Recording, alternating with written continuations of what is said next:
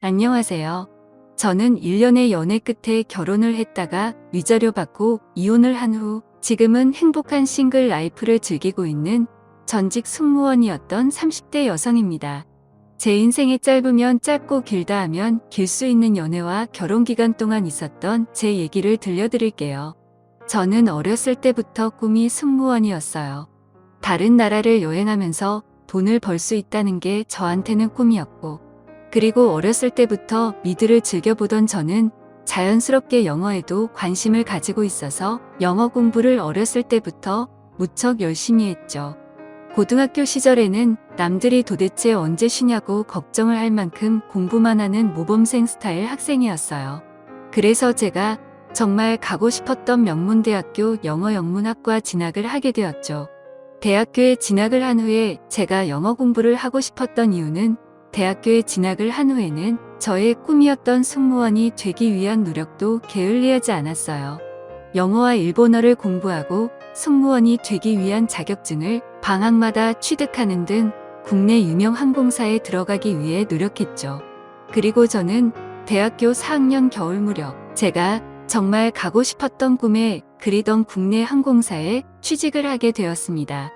남들이 정말 부러워할 만한 직장이었고 저는 정말 날아갈 듯이 기뻤어요. 물론 항상 저의 뒷바라지를 끊임없이 해주셨던 저희 부모님 또한 정말 좋아해 주셨습니다. 사실 저는 승무원이 되기까지 제 목표를 이루기 위해 열심히 공부를 하고 자격증을 따고 학교에 다니며 시간을 보내느라 남자친구를 만날 생각은 전혀 하지 못했어요. 그래서 24살이 되도록 남들이 마법사라 말하는 모태솔로 시절을 보냈어요. 항상 친구들은 저는 왜 남자친구를 만나지 않냐며 혹시 남자를 싫어하는 거 아니냐는 말을 하기도 했지만 저는 개의치 않았어요. 남자를 만나는 것보다는 당장 제 꿈이 더 소중하다고 생각했거든요. 하지만 막상 승무원이라는 꿈을 이루게 되니 문득 저도 앞으로 함께 제 행복과 슬픔을 나눌 수 있는 남자친구가 있으면 참 행복하겠다는 생각이 들더라고요. 우연히 그때 대기업에 다니는 제 친구가 회사 동기를 소개해 주겠다고 하더라고요. 너 남자 소개 받아보지 않을래? 우리 회사 개발팀 남자 동기인데 내 인스타에서 같이 찍은 내 사진 보고 마음에 들었나 봐. 너 한번 소개받을 수 없냐고 하더라. 성격도 완전 좋으니까 한번 소개받아봐. 너도 이제 취직도 했는데 남자 만나봐야지. 네 동기면 울산 사는 거 아니야? 왜 이렇게 멀어? 난 가까이 사는 사람 만나고 싶은데 뭐 결혼을 하는 것도 아니고 그냥 만나보라는 건데 한번 만나보고 영 아니면 안 만나면 되잖아. 그냥 소개팅 경험하는 셈 치고 한번 만나봐. 친구 말대로 전 지금껏 연애는커녕 소개팅 경험도 없었어요. 그래서 믿자야 본전이겠다는 가벼운 마음으로 인생 첫 소개팅을 나서게 되었습니다. 안녕하세요. 지욱씨. 저 소개받기로 한 김대웅이라고 합니다. 이번 주 일요일 대전역 앞 광장에서 오후 2시 어떠세요? 친구에게 전화번호를 주고받은 다음날 바로 연락이 오더라고요. 그렇게 저희는 바로 만날 약속을 잡고 당일이 되었어요. 서울과 울산 중간쯤인 대전에서 만날 약속을 잡은 우리는 역 앞에서 처음 만났죠. 큰 키에 어두운 색의 청바지, 흰 셔츠를 입은 그를 보니 제가 생각했던 것보다 더 호감형의 사람이더라고요. 그리고 근처 분위기 좋은 식당에 가서 점심을 먹었어요. 저는 웰던으로 주세요. 저도 같은 것으로요. 스테이크를 시키고 이런저런 대화를 나누기 시작했죠. 지욱 씨는 실제로 보니까 더 단아하고 예쁘신 것 같아요. 그래요? 감사해요. 승무원이시라고 들었는데 너무 멋지신 것 같아요. 대웅 씨도 좋은 회사 다니시잖아요. 거기 들어가기 엄청 어려운 곳이라고 들었는데 너무 겸손하신 거 아니에요? 이런저런 일상적인 대화를 나누다 음식이 나왔고 자연스럽게 제 스테이크를 썰어서 앞에 놔주더라고요. 처음에는 가벼운 호기심으로 만나보기로 한 건데 착하고 매너 좋은 모습에 호감을 느끼게 되었어요. 그렇게 첫 만남 이후로 각자 돌아간 후 저희는 자연스럽게 연락을 계속하게 되었어요. 지욱 씨, 오늘은 뭐해요? 저는 오전에 원래 회의가 있어서 바빴어요. 오늘 점심은 동기랑 같이 밖에서 순댓국밥 먹으려고요. 회사 근처에 맛있는 순댓국집이 있거든요. 다음에 지욱 씨 놀러 오면 같이 먹으면 맛있겠다. 그렇게 시시콜콜한 일상 대화를 주고받았죠. 평소라면 별로 궁금하지 않았을 것 같은 다른 사람의 일상에 대해서 듣는 것이 생각보다 재미있더라고요. 마치 이미 제 남자친구인 것처럼 조절조절 일상에 대해서 얘기해주고 저에 대해서 묻는 그가 약간은 귀엽기도 했어요. 지욱 씨, 오늘 하루 잘 보냈어요? 전 오늘 회사에 일이 좀 많았어요. 지욱 씨도 비행하느라 힘들었죠? 오늘 푹 자요. 아무리 바빠도 자기 전에 꼭 연락해주는 사람이 있다는 게 참 색다르고 좋더라고요. 그렇게 잦은 비행으로 바쁜 나날들을 보내다가 드디어 두 번째로 만나게 되는 날이었어요. 매일 연락을 주고받으면서 꽤 많이 친해지게 된 상태였죠. 혹시 우리가 이미 사귀고 있는 상태인데 말만 못하고 있는 건가? 내가 먼저 말을 꺼내봐야 하나? 라는 생각이 들던 중 그가 조심스럽게 말하더라고요. 지욱 씨, 저는 지욱 씨가 좋은데 지욱 씨는 어떠세요? 전 처음부터 너무 만나고 싶었어요. 지욱 씨만 좋다면 우리 만나볼래요? 네, 좋아요. 그렇게 사귀게 된 날 이후로 저희는 하루도 빠짐없이 연락을 하고 전화를 하고 정말 사랑이 불타올랐어요. 남편은 울산에 있는 회사에 다니고 있었고 저는 서울에서 회사를 다니고 있던 데다 자주 비행을 다녀야 했기 때문에 생각보다 자주 만날 순 없었어요. 제가 비행을 마치고 돌아오는 주말에 남자친구도 시간이 딱 맞아야 만날 수 있었거든요. 하지만 자주 못 만나는 이런 상황이 저희의 사랑을 더욱 불타오르게 만들었던 것 같아요. 오랜만에 만나게 되니 더 애틋하더라고요. 한 번은 제가 비행해서 돌아오는 날이 일요일 새벽이어서 만날 수 없겠다 생각했었는데 저를 만나겠다고 남자친구가 새벽같이 서울로 달려와 주더라고요. 다음날 아침에도 또 출근을 하기 위해 울산에 내려가야 하는 상황이었는데도 불구하고 저를 만나겠다고 달려와주는 그 사람을 보니 사람이 참 순수하게 나를 좋아해 주는구나 라는 생각이 들어 참 행복했어요. 그렇게 연애를 한 지 어느덧 1년이 흘렀습니다. 저희는 평소처럼 서울에서 저녁을 함께 먹고 있었어요. 그런데 갑자기 엄마한테 전화가 오더라고요. 갑자기 온 전화로 엄마가 하신 말씀은 정말 청천벽력 같은 소리였어요. 아빠가 급성 심근경색으로 병원에 실려갔다는 소식이었어요. 평소에 운동도 좋아하시고 건강히 지내시던 아빠셨기에 저한테는 상상도 할 수 없을 만큼 갑작스러운 일이었고 순간 다리에 힘이 불려 일어날 수가 없었어요. 다행히 옆에서 남자친구가 통화 내용을 같이 듣고 있었기에 제 전화를 빼서 직접 통화를 하며 저를 아빠가 있는 병원으로 데려다 주었죠. 괜찮을 거라고 저를 안심시켜 주면서요. 너무 당황스러운 상황에 정신을 차리지 못한 채로 저는 병원에 도착했고 아버지는 위급한 상황이었기에 이미 수술실에 들어가서 수술이 진행되고 있는 상태였어요. 중환자실 앞에서 저와 남자친구, 엄마 이렇게 셋이서 무사히 수술이 끝나기만을 기다렸고 3시간의 기나긴 수술 끝에 저희가 들은 소식은 아버지의 사망 소식이었어요. 나중에 자초지종을 알고 보니 아버지는 주말을 맞아서 친구들과 함께 평소 취미셨던 등산을 가다가 갑작스럽게 고통을 느끼며 쓰러지셨다고 하더라고요. 운이 너무 안 좋게도 등산길이었기 때문에 구급차로 병원에 실어오는데 시간이 많이 지체되었고 필요한 시간 내에 조치가 되지 못해 병원에 도착했을 때는 이미 늦은 상태였다고 했어요. 엄마는 그날 마침 함께 등산을 가지 않으셨기 때문에 집에서 평소처럼 조용히 휴식을 취하다가 아버지의 갑작스러운 소식을 듣고 병원으로 오셨던 거고요. 저와 엄마 모두 아버지의 장례 기간을 어떻게 보냈는지 모르겠어요. 마치 혼이 나가버린 사람처럼 조문객을 맞이했죠. 저는 외동딸이었기 때문에 어렸을 때부터 엄마 아빠의 사랑을 듬뿍 받고 자라와 부모님에 대한 사랑도 컸거든요. 이제 부모님께 효도를 좀 할 수 있나 생각했는데 이렇게 허망하게 돌아가시니 정신을 차릴 수가 없었어요. 그때 저의 곁에서 함께 있어준 게 바로 제 남자친구였어요. 남자친구는 제 아버지 장례식을 위해 본인의 휴가를 써가면서 서울에 같이 있어 주었어요. 하루는 하루 종일 하염없이 눈물을 흘리고 있는 저에게 죽과 먹을 것들을 사다 주며 이럴 때일수록 힘을 내야 한다며 지극정성으로 보살펴 주었죠. 그리고 장례식이 끝나고 난 후부터는 매주 주말마다 아예 서울에 오기 시작했어요. 그리고 혼자가 된 저희 엄마도 걱정이 된다며 엄마 집도 함께 가고 아들처럼 살갑게 대해주더라고요. 어머니, 이제부터 저를 아들이라고 생각하고 대해주세요. 집안에 남자가 없어서 하기 힘든 일들은 다 저 불러주시고요. 이럴 때일수록 더 힘내서 드셔야 돼요. 오늘은 지우랑 같이 셋이서 맛있는 거 먹으러 가요. 처음엔 너무 순하고 어리버리해 보인다며 남자친구를 별로 좋아하지 않던 저희 엄마도 아들처럼 살갑게 먼저 다가와주는 모습에 본인이 사람을 너무 겉만 보고 판단했다며 나중엔 오히려 언제 오냐고 더 찾더라고요.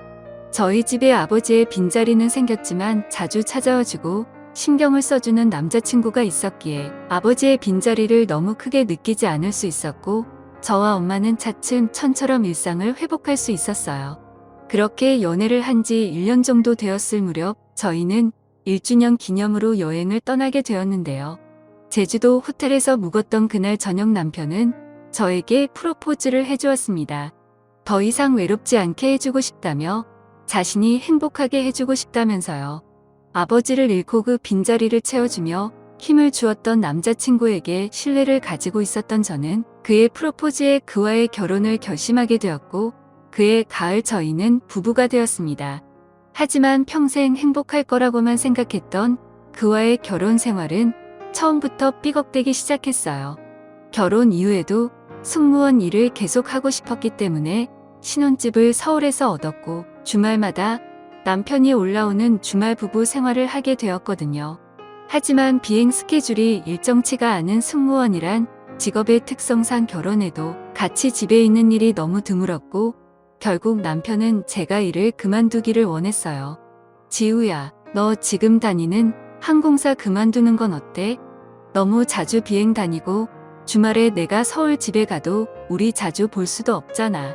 우리 이제 아기도 낳아야 하잖아. 그러면 한 곳에 정착하는 게 좋지 않겠어? 나 조금 있으면 승진도 하니까 내가 굳이 계속 일하지 않아도 우리 아이 낳고 충분히 여유롭게 생활할 수 있어. 물론 내가 지금 하고 있는 일 너무 좋아하는 거 알아. 그렇지만 내가 더 잘할게. 우리 울산으로 이사가서 더 재밌게 행복하게 살자. 응? 내가 열심히 일해서 너 평생 행복하게 해주겠다고 약속할게. 제가 오랫동안 꿈꿔왔던 직장이었지만 저를 평생 행복하게 해주겠다는 남편의 모습을 보니 마음이 좀 흔들리더라고요. 아버지 사망 이후로 제 남편에게 무한한 신뢰를 가지고 있던 저희 엄마 또한 여자가 평생 직장을 다니는 일은 어려운 일인데다 곧 아이가 생기면 그만둬야 할 상황이 생길 테니 그 전에 일을 그만두고 아이 가질 준비를 하는 것이 좋지 않겠냐고 조언을 해주시더라고요. 그렇게 저는 화려했던 직장을 그만두고 서울에서 살던 집을 다 정리한 후 울산에서 새 아파트를 얻어 신혼살림을 시작하게 되었어요. 사실 일을 그만두고 울산에 내려온 직후는 너무 행복하고 좋았어요. 일을 하는 것만이 제 행복이라고 생각했는데 서비스업 중에서 일을 하는 것이 알게 모르게 저한테는 스트레스가 많이 되었나 보더라고요.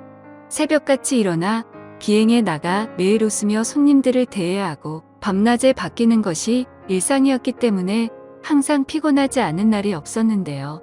일을 할 때는 이런 게 삶의 맛이지 하며 힘든 줄도 모르고 다녔던 것 같은데 막상 일을 그만두고 제 시간이 많이 생기니 또 다른 여유와 행복이 느껴지더라고요. 하지만 여유로웠던 가정주부의 삶은 순간이었고 어느 시점부터 제 인생에 먹구름이 끼기 시작했어요. 저희 남편은 소개했다시피 정말 착하고 순한 사람이었는데요. 사실 좋게 말해 순한 거지 현실적으로 보면 참 어리버리하고 사람을 너무 잘 믿고 또 가끔 보면 생각이 참 어렸어요. 하지만 독하게 제 할 일만 하고 자기 중심적으로 살아왔던 저에게는 오히려 그렇게 항상 다정하고 성격이 유한 남편이었기에 좋았죠. 한 가지 정말 불만스러웠던 건 제 시어머니이자 제 남편의 어머니였어요. 결혼을 한 후 알고 보니 남편이 집안의 4대 독자라고 하더라고요. 거기다 남편이 초등학교를 다닐 때쯤 아버지가 돌아가셔서 홀어머니 밑에서 자랐고요. 어머니는 동네에서 작은 반찬 가게를 하시며 남편을 혼자 키우셨는데 시대가 어느 시대인데 독자라고 아직도 다 큰 아들에게 우리 아들이라며 아이 취급을 하셨어요. 집에만 가면 아이고 웅아 우리 아들 아니 우리 아들은 어떻게 결혼을 하고 나서 계속 살이 쭉쭉 빠지니 밥은 잘 먹고 다니는 거야. 새 아기가 밥을 잘 안 해주니 맛이 없어. 아이고 엄마가 밥을 좀 해서 가져다 줘야겠다. 우리 아들이 이렇게 밥을 못 얻어 먹고 다녀서 어떡하니?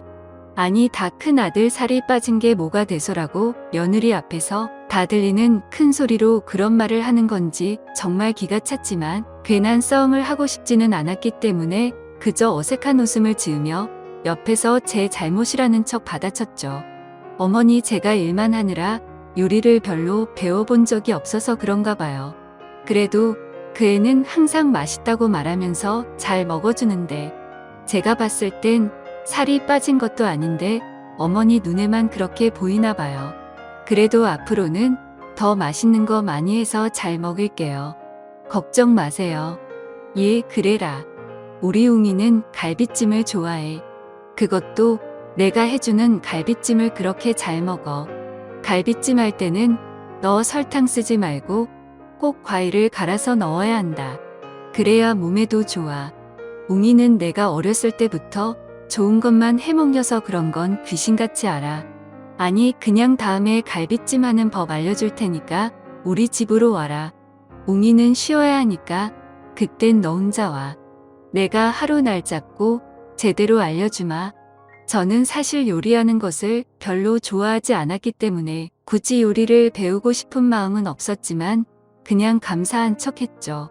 그런데 옆에서 헤헤거리며 고맙다고 말하는 남편을 보니 더 짜증이 나더라고요. 그렇게 약간씩 삐걱거리며 불안한 하루하루를 보내던 어느 날이었어요.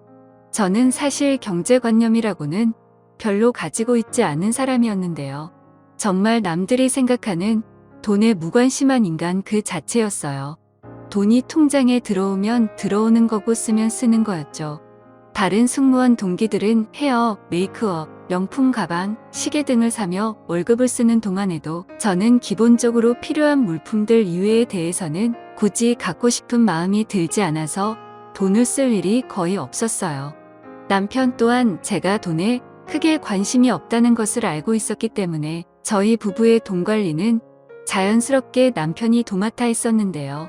제가 일을 그만두고 나서 가정주부가 된 이후에도 전체적인 돈 관리는 모두 남편이 하고 저는 제 생활에 필요한 돈은 카드로 사용했기 때문에 경제 상황에 대해서는 크게 관심을 갖지도 신경을 쓰지도 않으며 살아가고 있었어요. 그러다 큰 사단이 난 것은 연희 때처럼 같이 거실 소파에 앉아 TV를 보던 어느 날이었어요. 함께 좋아하는 예능 프로그램을 보며 치킨을 시켜놓고 기다리고 있었죠. 갑자기 남편이 뜬금없는 얘기를 꺼내더라고요. 지우야, 우리 이사 가는 거 어때? 지금 우리가 살고 있는 집은 시내 한가운데 있어서 사람도 너무 많고 정신없잖아. 내가 들어보니까 이번에 새로 개발하는 동네에 아파트가 생기는데 그 주변에 나중에 개발이 많이 될 예정이라 집값이 많이 오를 거라고 하더라. 우리가 지금 저렴할 때 그 집을 사놓으면 완전 개이득인 거야. 처음에는 갑자기 이사를 가자니 그게 무슨 뜬금없는 소리인가 싶었죠. 그것도 멀쩡히 잘 살고 있는 집에서 말이에요.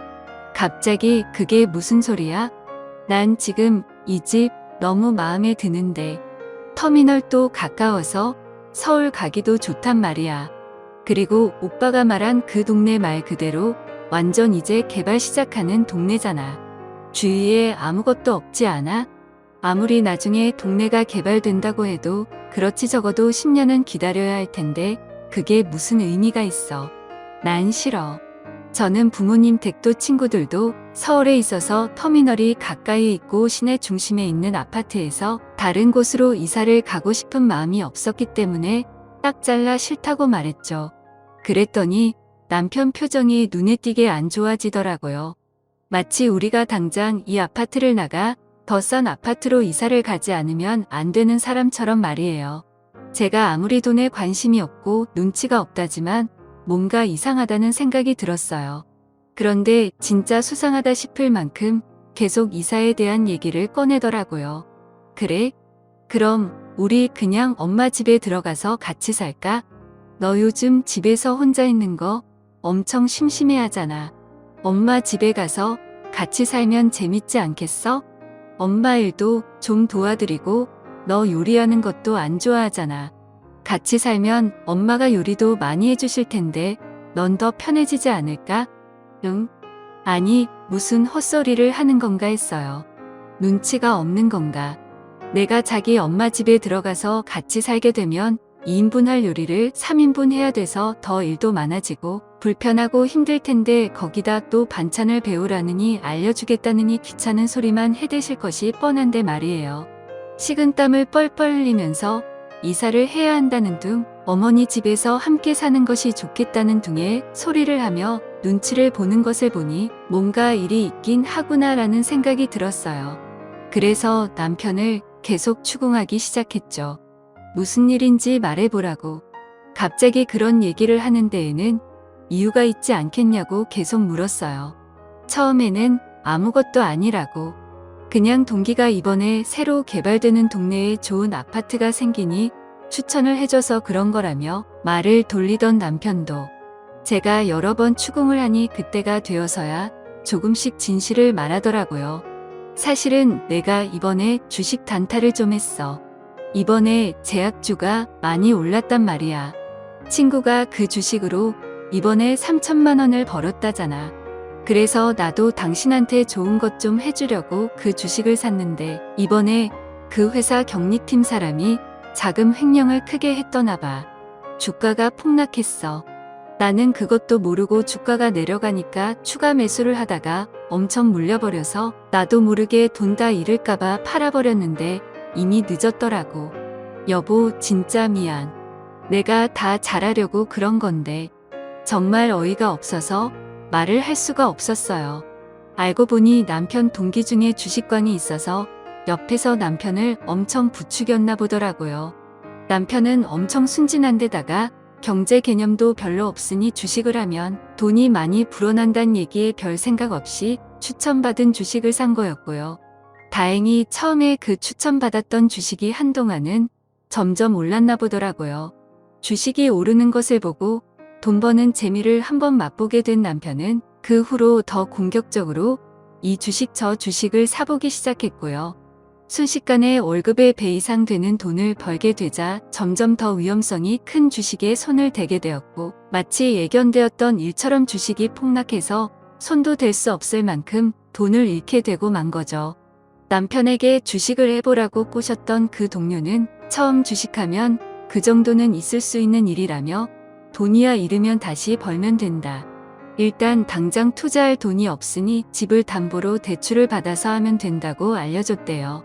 그 말에 남편은 처음 벌었던 대로 다시 시작하면 된다고 순진하게 혼나다 그 말을 믿고 집 대출을 받아 다시 주식에 투자를 한 거고요. 그리고 이번엔 그 돈까지 다 말아먹었던 거죠. 어쩐지 이상하다 했어요. 저희 남편이 어리버리하긴 해도 돈에 욕심이 많은 사람은 아닌데다 혼자서는 집을 담보로 대출을 받겠다는 생각을 할 수 있는 사람이 아닌데 말이에요. 아무튼 그날 남편은 저에게 손이 발이 되도록 싹싹 빌고 빌었어요. 너무 황당하고 어이가 없었던 저는 바로 친정엄마께 전화를 걸어 사정을 얘기했고요. 엄마 어떡해? 그이가 이번에 주식을 냈나봐. 그것도 돈을 다 털어서. 그런데 그 돈을 다 날렸대.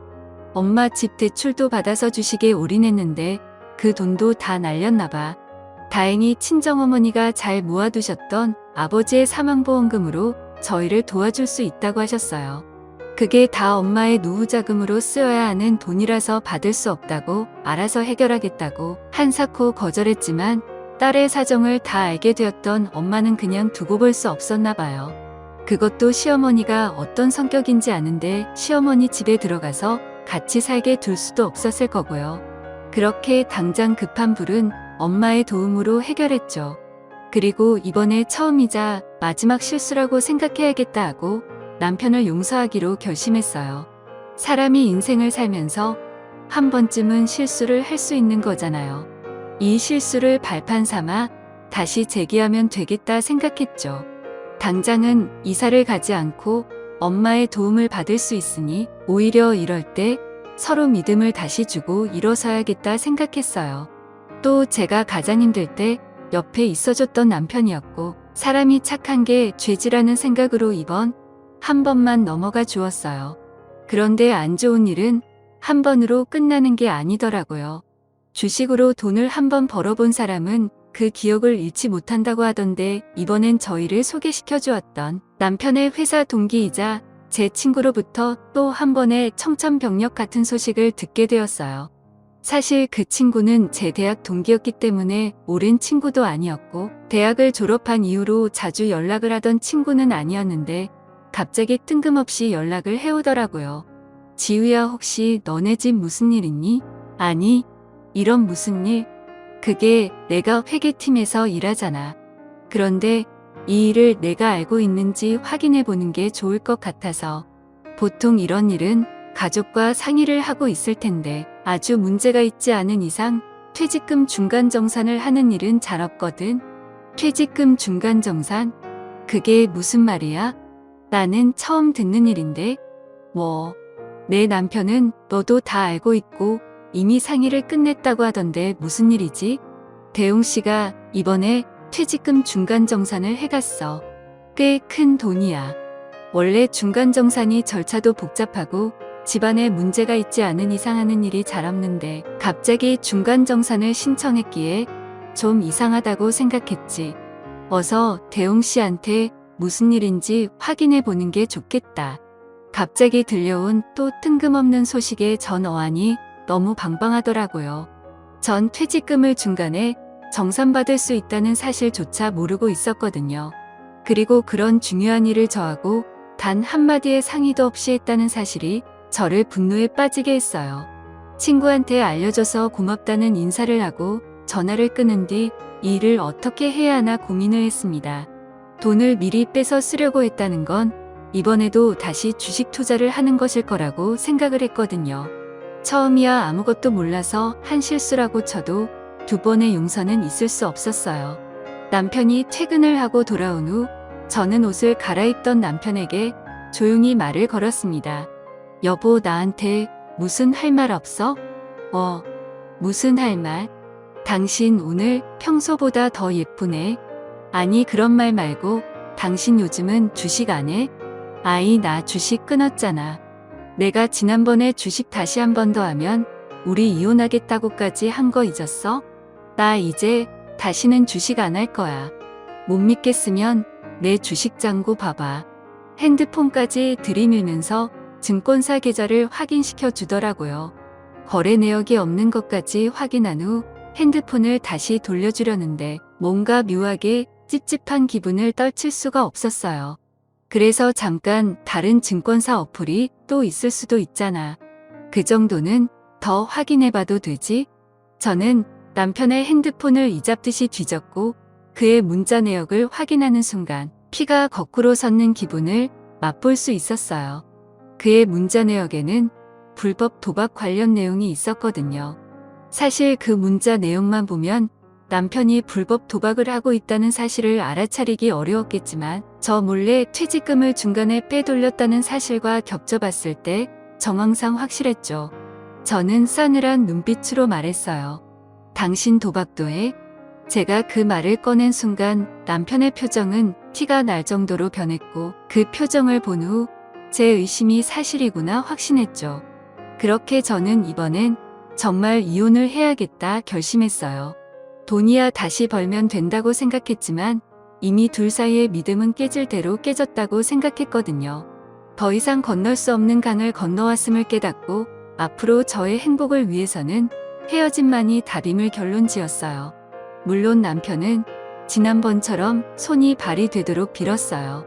정말 미안하다며 잘못했다며 저를 붙잡고 용서를 구했죠. 처음엔 이 불법 도박이 주식보다 더 돈 벌기 쉬울 거라고 해서 시작한 건데 이렇게 될 줄은 몰랐다며 자기한테는 저밖에 없다고 저 없이는 자신은 살 수 없을 거라며 제발 이혼하자는 말은 하지 말라고 말하더라고요. 아마 처음이었으면 저를 붙잡고 울면서 호소하는 남편의 말을 믿었을 거예요. 평소에도 순진한 남편이니 나쁜 사람들의 속임수에 잘못 넘어가 한번 실수했겠구나. 다시는 이런 일이 일어나지 않게 잘 타이르고 다시 잘 시작해 봐야지 했겠죠. 그런데 두 번째잖아요. 그것도 주식도 아닌 불법 도박. 주식을 하다 돈을 잃은 것도 어이가 없는데 불법 도박이라니. 사람이 한번 정신이 휙 돌아가면 돌아오기 쉽지 않다는 게 사실인가 봐요. 불법 도박이라는 게 진짜 인생에 희망이 없고 정신 나간 사람만 하는 건 줄 알았는데 멀쩡히 대기업 잘 다니고 있는 사람이 불법 도박에 손을 대다니 말이에요. 저는 그렇게 애원하는 남편을 뒤로하고 잠에 들었어요. 저는 아침이 밝자마자 이전에 미리 알아두었던 이혼 전문 변호사 사무실에 갔어요. 이혼을 결심한 순간 더 이상 남편과 마주하고 싶지 않았어요. 이혼 소송을 했어라도 이혼에 대한 위자료를 다 받아내고 끝내고 싶었어요. 다행히 상담을 하면서 제 결혼 생활과 이혼을 결심하게 된 과정에 대해 말씀드리니 주식으로 인한 공동재산 탕진과 불법 도박에 대한 것은 충분한 이혼 사유이며 상대방 그 책임이 확실하니 위자료를 받을 수 있을 거라고 하더라고요. 그렇게 1차적으로 변호사 상담을 마치고 이혼 서류 작성할 준비를 다 한 후 집에 돌아오고 있는데 시모에게 전화가 오더라고요. 아침 대바람부터 전화가 오는 게 짜증이 났어요. 솔직히 전날 있었던 일을 생각하면 어차피 연을 끊을 건데 전화를 받아야 하나 속으로 100번 정도 고민을 했지만 대체 무슨 말을 하려고 이 아침부터 전화 하나 들어나 보자라는 생각으로 전화를 받았죠. 아침부터 무슨 기차 화통을 삶아 먹었는지 전화를 받자마자 소리를 빽빽 지르더라고요. 얘 너 어제 대웅이랑 같이 집에 좀 들러야 하니까 왜 알았어? 내가 대웅이 좋아하는 갈비찜하고 기다릴 테니까 오라고 했잖아. 참 너무 어이가 없는 얘기를 듣다 보니 저녁 먹으러 시본집에 간다고 했던 것도 까먹었더라고요. 그래도 사람을 기다리게 한 건 잘못했으니 짜증은 났지만 사과를 드렸어요. 아 어머니 죄송해요. 그이가 좀 아프다길래 정신이 없어서 못 갔네요. 연락은 미리 못 드려서 죄송해요. 뭐 우리 대웅이가 아파? 얘는 애가 아프면 나한테 제일 먼저 말을 해야지 왜 그걸 두고만 보니? 병원에 갔어? 아픈 애가 오늘 출근을 한 거야? 아니 왜 아픈 애를 출근을 시키니? 이게 다 그 애가 혼자 돈을 버니까 부담스러워서 아팠다고 생각하는 거야. 이게 다 그 애가 혼자 돈을 버니까 부담스러워서 아파도 쉬지를 못하는 거잖아. 너도 아기 당장 안 가질 거면 좀 소일거리라도 찾아서 일해라. 그래야 집안에 좀 보탬이 될 거 아니니? 아니다. 아예 본격적으로 우리 반찬 가게 나와서 일 좀 돕는 게 좋겠다. 내가 결혼한 지 몇 년이 됐는데 아직 제대로 할 줄 아는 반찬이 없잖아. 그게 다 내 버릇해서 그런 거야. 여기서 일도 좀 하고 그러면 나아질 거다. 변명을 한다고 한 건데 제가 하필 그 인간이 아프다는 변명을 하는 바람에 무슨 따발총을 쏘듯 잔소리를 하시더라고요. 그리고 결론은 저 때문에 남편이 아픈 거고 저 때문에 남편은 쉬지도 못하는 게 되더라고요. 제가 원해서 일을 그만둔 것도 아닌데 남편 혼자 일 시키는 나쁜 아내가 되었고요. 시어머니의 폭풍 잔소리를 듣고 나니 왜 제가 이런 집안이랑 결혼을 해서 사서 고생을 하고 있나 갑자기 후회가 되었어요. 당장이라도 이 집을 탈출하는 게 좋겠다고요.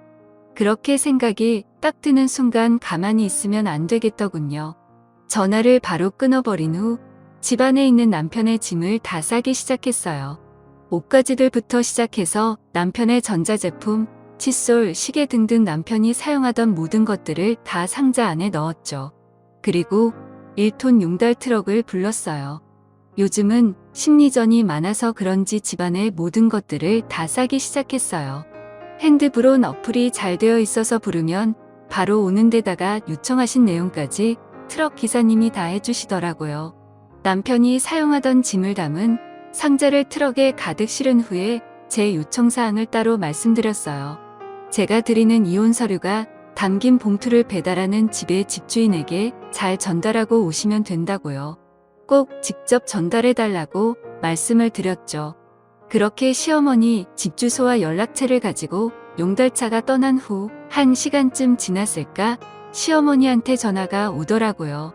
얼마나 또 소리를 빽빽 지르실까 기대하며 전화를 받았어요. 그리고 현관 벨소리가 울렸어요. 전화를 한 걸로 모자라 집까지 찾아왔더라고요. 예, 이거 뭐냐? 집에 이거 다 무슨 짐이야? 이거 다 대웅이 물건들인 것 같은데 그걸 왜 우리 집에 보내니? 저는 최대한 여유 있어 보이는 미소를 지으며 차분하게 대답했죠.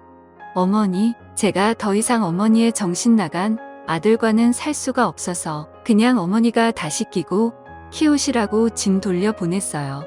어머니한테는 아무리 망나니 아들이라도 소중하실 거 아니에요. 어머니가 그렇게 소중하게 끼고 아끼는 아드님께서 모아놓은 돈을 주식으로 다 탕진한 걸로 모자라서 집을 담보로 대출받아 그 돈까지 주식으로 다 쏟아붓더니 이번엔 퇴직금을 중간에 정산받아서 불법 도박을 했다고 하네요. 그것도 그 돈을 다 날렸고요. 어머니, 제가 이혼 서류 동봉하신 거 보셨죠? 이번에 상담 받아보니까 상해 없는 주식 투자로 인한 공동재산 탕진과 불법 주식은 100% 그 인간 귀책이라고 하시네요. 전 제 경제적 정신적 피해 보상 다 받고 이혼할 계획이니까 이혼은 안 할 거예요. 전 제 경제적 정신적 피해 보상 다 받고 이혼할 계획이니까 그렇게 아세요. 뭐, 그게 다 무슨 소리야? 내가 잘못한 거겠지? 대웅이처럼 착한 애가 무슨 불법 도박을 해? 주식으로 돈을 잃은 건 그 실수잖아. 사람이 실수를 한 번 할 수 있는 건데 너가 한 번 봐주면 되지 왜 그러니? 어머니는 아직 상황 파악이 안 되신 듯 자신의 아들이 불법 도박을 할 일이 절대 없을 거라며 도통 믿지를 않으셨어요. 그렇게 남편이 퇴근 후 모든 것을 털어놓은 후에야 믿으셨죠. 그 후에도 시모는 계속 저를 찾아와서 잘못했다고 아들을 좀 용서해달라며 사정사정을 하더라고요. 남편은 오히려 너무 미안했는지 콧배기도 보이지 않고요. 저는 어쨌든 다시는 용서해 줄 마음이 조금도 없었기 때문에 계획했던 대로 이혼 절차를 진행했고 위자료를 받고 이혼에 성공했답니다.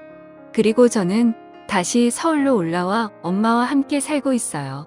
다시 엄마와 단둘이 살게 되어서 약간의 허전함을 느낄 때도 있지만 오히려 저희 모녀들이 힘을 합쳐 잘 살아가고 있답니다. 저는 결혼으로 인해 이미 다니던 항공사를 퇴직했기 때문에 제 오랜 꿈이었던 승무원으로 복직할 수는 없었지만 제 전공이었던 영어 영문학과 경력을 살려서 학원 강사 일과 번역 일을 하기 시작했어요. 역시 사람이 열심히 살아두면 나중에 다 쓸 일이 있나 봐요. 회사를 그만두고 울산에 내려가 살림을 시작했을 때는 내가 그러려고 공부 열심히 해서 명문대에 들어가면서까지 치열하게 살았나 싶었는데 결국 이혼하고 다시 직장에 취직해서 일을 하고 있는 걸 보면요. 저는 역시 집에서 가만히 살림만 하는 것보다는 밖에서 제가 좋아하는 일을 하면서 돈도 벌고 제 삶을 주관적으로 살아가는 것이 훨씬 더 행복한 것 같아요. 오히려 결혼과 이혼을 했던 일이 저에게는 저에 대해 좀 더 알 수 있게 된 좋은 기회가 된 거죠. 인생 수업치고는 좀 많이 힘들고 지치긴 했지만요. 저와 이혼을 한 후 전 남편은 회사에서도 업무에 제대로 집중하지 못하고 승진이 누락된 채로 꾸역꾸역 다니다가 결국 광고사직을 당했다고 해요.